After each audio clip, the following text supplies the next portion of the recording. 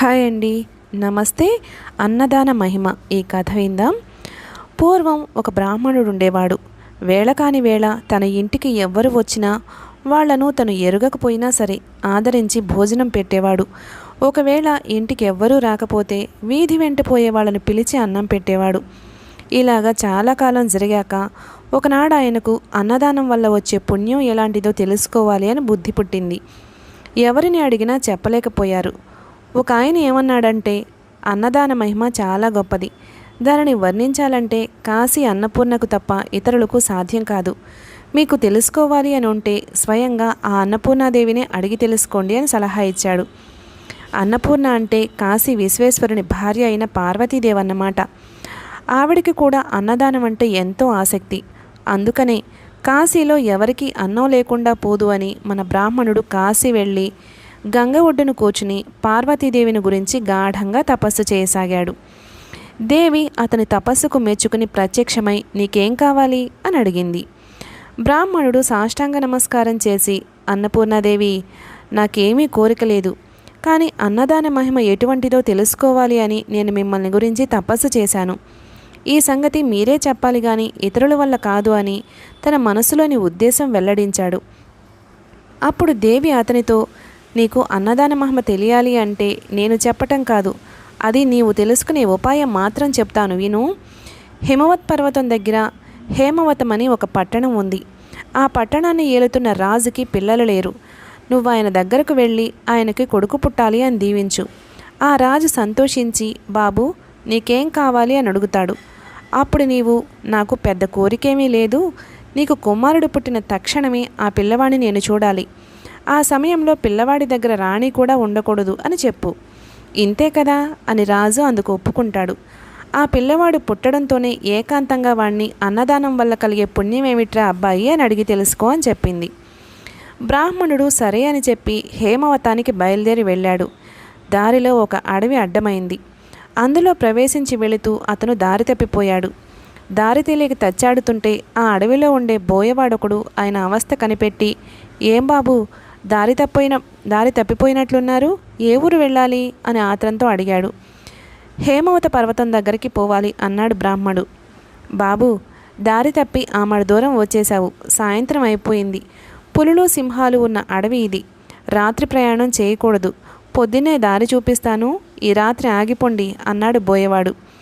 బ్రాహ్మడు రాత్రికి అక్కడ ఉండిపోవడానికి ఒప్పుకోగానే బోయవాడు ఆయనను తన చేను వద్దకు తీసుకువెళ్ళాడు. చేను దగ్గరకు వెళ్లడంతోనే బోయవాడు తన ఇంటికి అతిథిగా వచ్చిన ఆ బ్రాహ్మణుడికి భోజనం ఏం పెడితే బాగుంటుంది అని ఆలోచించాడు.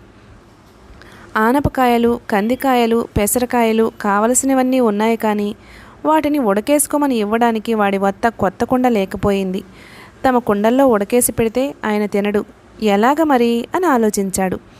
బ్రాహ్మడు, నాయనా నాకేమీ వద్దే, నువ్వు చేసిన ఆదరణ వల్ల నా శ్రమ ఆకలి కూడా తీరిపోయాయి, ఆలోచించక పడుకో అన్నాడు. కానీ బోయవాడికి ఆ బ్రాహ్మణుణ్ణి పస్తు పెట్టడం అంటే మనసొప్పింది కాదు. అంచేత ఇంత చారపప్పు పుట్టతేనే తెచ్చి ఇచ్చి వాటితో ఆకలి తీర్చుకోమన్నాడు. బ్రాహ్మణుడు అవి తీసుకుని అంగోస్త్రం పరుచుకుని కింద పడుకోబోతుంటే బోయవాడు, అయ్యో కింద పడుకోబోకండి, పులులొస్తాయి అని చెప్పి ఆయనని చేలో ఎత్తుగా ఉన్న మంచం మీద పడుకోబెట్టి తాను కింద ఉండి విల్లు అమ్ములు పుచ్చుకుని మృగాలేవి రాకుండా రాత్రంతా బ్రాహ్మణుడికి కాపలా కాశాడు. బోయవాడు అలా నిద్రపోకుండా రాత్రంతా కాపలా కాశాడు. కానీ తెల్లవారుజామున నిద్ర ఆగక ఒక కునుకు తీశాడు. అంతలో ఎక్కడి నుండో ఓ పులొచ్చి పాపం ఆ బోయవాడి మీద పడి చంపేసింది. బ్రాహ్మణుడు నిద్రలేచి జరిగిందంతా తెలుసుకుని తన మూలన ఆ బోయవాడు పులివాత పడ్డాడు అని ఎంతో విచారించాడు. బోయవాని భార్య బ్రాహ్మణునితో, స్వామి నా రాత ఇలా ఉండగా ఎవరు తప్పించగలరు, మీరు విచారించకండి, మీకు హేమవతానికి దారి చూపిస్తాను నడవండి అని ఆయనను తీసుకువెళ్ళి దారి చూపెట్టి వెనక్కి తిరిగి వచ్చి భర్తతో పాటు సహగమనం చేసింది. ఆ బ్రాహ్మణుడు బోయదంపతుల మంచితనాన్ని తలుచుకుంటూ హేమవతాన్ని చేరుకున్నాడు.